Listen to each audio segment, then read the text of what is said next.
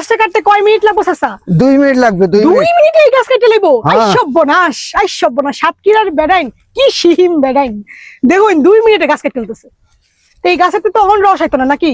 সারা রাইতে ফুলবো না চাচা? হ্যাঁ, সারা রাইতে হবে, ভোরবেলা এ হবে।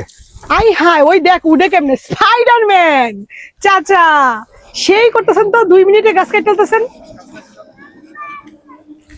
এখন কি এনে হাড়িটা বাইন্ধা দিবেন? হ্যাঁ, এই অলরেডি রস বাইরেছে যে চাচা? রস তো বের হবে, না হলে কাটবো কেন? তো এখনই রস বেরোবে তাই? না, এখনো সকালবেলা বাইতে হবে, সকালবেলা। এই যে পড়তেছে, হ্যাঁ সকালবেলা। হ্যাঁ মিষ্টি লাগে যে। আই হাই, ওই দেখ পড়তেছে, এই যে দেখছেন রস পড়তেছে যে। এই আল্লাহ, এখন এনে হাড়ি বানবো এই যে খেজুরের রস।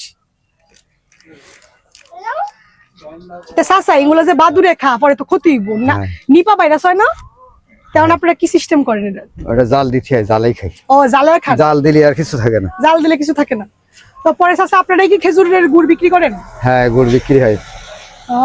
500 টাকা কিলো পাঠালি, এক হাড়ি রস 200 টাকা। এই যে বাংলাদেশ বর্ডার গার্ডের গাড়ি যেতেছে, সাতক্ষীরা সীমান্ত ফাঁড়িতে আছি আমি। আইসব্যনাশ, বিলকিসি কি কারবারটা শুরু করছে দেখছিস নি? এটাই বাস্তব নাকি চাচা? চাচা ইয়া ঝুলা গুড় বেচেন? ঝোলা গুড় হ্যাঁ বিক্রি কত করে?